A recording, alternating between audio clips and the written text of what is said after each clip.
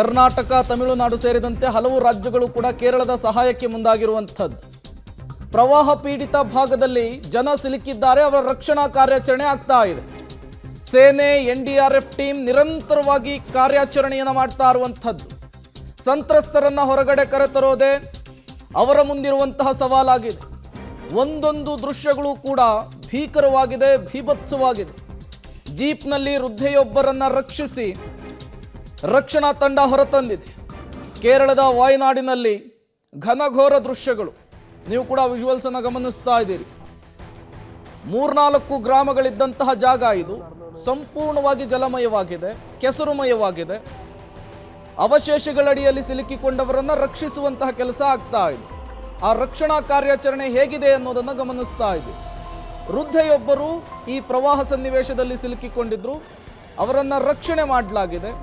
ರಕ್ಷಿಸಿ ಅವರನ್ನ ದಡಕ್ಕೆ ತಲುಪಿಸುವಂತಹ ಕೆಲಸ ಆಗ್ತಾ ಇರುವಂಥದ್ದು. ಈ ರೀತಿಯ 10 ಹಲವು ದೃಶ್ಯಗಳು ದೇವರ ನಾಡಿನಲ್ಲಿ ವರುಣನ ಮರಣ ಮೃದಂಗ ಹೇಗಿದೆ ಅನ್ನೋದಕ್ಕೆ ಸಾಕ್ಷಿ ಆಗ್ತಾ ಇದೆ.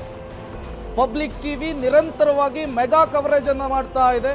ನೆರೆಯ ರಾಜ್ಯ ಕೇರಳದಲ್ಲಿ ಸದ್ಯದ ಪರಿಸ್ಥಿತಿ ಹೇಗಿದೆ, ರಕ್ಷಣಾ ಕಾರ್ಯಾಚರಣೆಯನ್ನು ಹೇಗೆ ಮಾಡಲಾಗ್ತಾ ಇದೆ, ಅನಾಹುತಗಳು, ಸಾವು ನೋವಿನ ಪ್ರತ್ಯಕ್ಷ ವರದಿಯನ್ನ ನಿಮ್ಮ ಪಬ್ಲಿಕ್ ಟಿವಿ ಕೇರಳದಿಂದ ಕೊಡ್ತಾ ಇದೆ.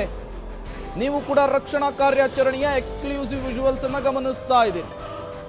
ನಿರಂತರವಾಗಿ ಸುರಿದಂತಹ ಮಳೆ ದೇವರ ನಾಡನ್ನ ಅಲ್ಲೋಲ ಕಲ್ಲೋಲ ಮಾಡಿದೆ. ಕ್ಷಣದಿಂದ ಕ್ಷಣಕ್ಕೆ ಪರಿಸ್ಥಿತಿ ಬಿಗಡಾಯಿಸ್ತಾ ಇದೆ. ಸಾವು ನೋವುಗಳ ಸಂಖ್ಯೆ ಕೂಡ ಏರಿಕೆ ಆಗ್ತಾ ಇದೆ. ಒಂದು ಕಡೆ ಸೇನೆ, ಮತ್ತೊಂದು ಕಡೆ NDRF ನಿರಂತರವಾಗಿ ಹೋರಾಟವನ್ನು ಮಾಡ್ತಾ ಇದೆ. ಬದುಕಿದವರನ್ನ ರಕ್ಷಿಸಬೇಕು ಅನ್ನುವಂತಹ ನಿಟ್ಟಿನಲ್ಲಿ ನಿರಂತರವಾಗಿ ಸುರಿತಾ ಇರುವಂತಹ ಮಳೆ ಅವರ ರಕ್ಷಣಾ ಕಾರ್ಯಾಚರಣೆಗೆ ಅಡ್ಡಿಯಾಗ್ತಾ ಇದೆ. ಮಳೆಯನ್ನು ಲೆಕ್ಕಿಸದೆ ಪ್ರಾಣದ ಹಂಗನ್ನು ತೊರೆದು ಈಗ ನಿರಂತರ ಕಾರ್ಯಾಚರಣೆಯಲ್ಲಿ ಭಾಗಿಯಾಗಿದ್ದಾರೆ. ನೀವೀಗ ಡ್ರೋನ್ ವಿಜುವಲ್ಸ್ ಅನ್ನು ಗಮನಿಸ್ತಾ ಇದ್ದೀರಿ.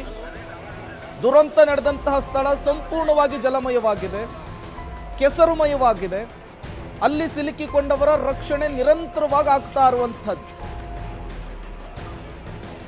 ಇದೇ ಮೊದಲಲ್ಲ ಕೇರಳದಲ್ಲಿ ಈ ರೀತಿಯ ದುರಂತ ಸಂಭವಿಸ್ತಾ ಇರುವಂಥದ್ದು. 2018-19 ಕೂಡ ಇದೇ ರೀತಿಯ ಪರಿಸ್ಥಿತಿ ನಿರ್ಮಾಣವಾಗಿತ್ತು. ಒನ್ಸ್ ಅಗೇನ್ ಕೇರಳದಲ್ಲಿ ಇದೇ ರೀತಿಯ ದುರಂತ, ಘೋರ ದುರಂತ, ಸಾವು ನೋವುಗಳ ಸಂಖ್ಯೆ ಕೂಡ ಏರಿಕೆ ಆಗ್ತಾ ಇದೆ.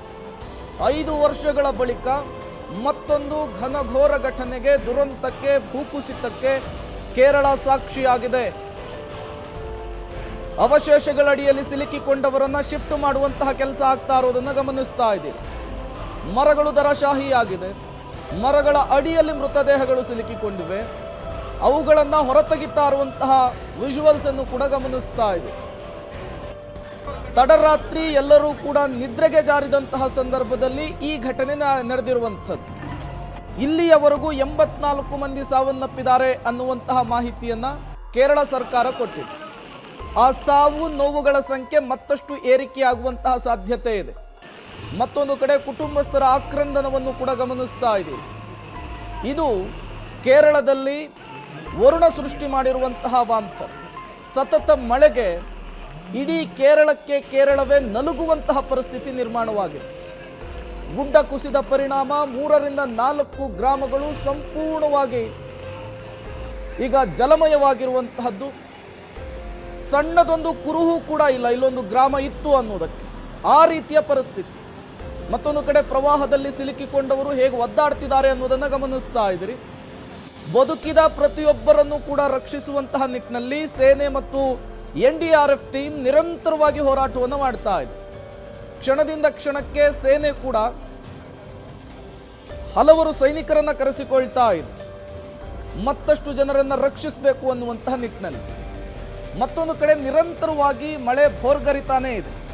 ಅದರ ಪರಿಣಾಮ ರಕ್ಷಣಾ ಕಾರ್ಯಾಚರಣೆಗೆ ಅಡ್ಡಿ ಉಂಟಾಗ್ತಾ ಇರುವಂಥದ್ದು. ಇದು ಕೇರಳ ನಾಡು, ಕೇರಳದಲ್ಲಿ ದೇವರ ನಾಡು ಕೇರಳದಲ್ಲಿ ವಯನಾಡಿನಲ್ಲಿ ಪರಿಸ್ಥಿತಿ ಹೇಗಿದೆ ಅನ್ನೋದಕ್ಕೆ ಸಾಕ್ಷಿಯಂತಿರುವಂತಹ ದೃಶ್ಯಗಳು. ಮತ್ತೊಂದು ಕಡೆ ಈ ಪ್ರವಾಹ ಪರಿಸ್ಥಿತಿಯಲ್ಲಿ ಬದುಕುಳಿದವರನ್ನ ತತ್ಕ್ಷಣಕ್ಕೆ ಅಲ್ಲೇ ಒಂದು ವೈದ್ಯಕೀಯ ಕೇಂದ್ರವನ್ನು ತೆರೆದು ಅವರಿಗೆ ಟ್ರೀಟ್ಮೆಂಟ್ ಕೊಡುವಂತಹ ಕೆಲಸ ಕೂಡ ಆಗ್ತಾ ಇದೆ. ಭೂಕುಸಿತದ ಸ್ಥಳದಿಂದ ಪಬ್ಲಿಕ್ ಟಿವಿ ನಿರಂತರವಾಗಿ ನಿಮಗೆ ಅಪ್ಡೇಟ್ಸ್ ಅನ್ನು ಕೊಡ್ತಾ ಇರುವಂಥದ್ದು. ಸದ್ಯದ ಪರಿಸ್ಥಿತಿ ಹೇಗಿದೆ, ಈ ಪ್ರವಾಹ ಪರಿಸ್ಥಿತಿಯಲ್ಲಿ ಸಿಲುಕಿಕೊಂಡವರ ಪರಿಸ್ಥಿತಿ ಏನಾಗಿದೆ, ರಕ್ಷಣಾ ಕಾರ್ಯಾಚರಣೆ ಹೇಗಿದೆ, ಪಿನ್ ಟು ಪಿನ್ ಮಾಹಿತಿಯನ್ನ ಕೇರಳದಿಂದ ಪಬ್ಲಿಕ್ ಟಿವಿ ಕೊಡ್ತಾ ಇದೆ.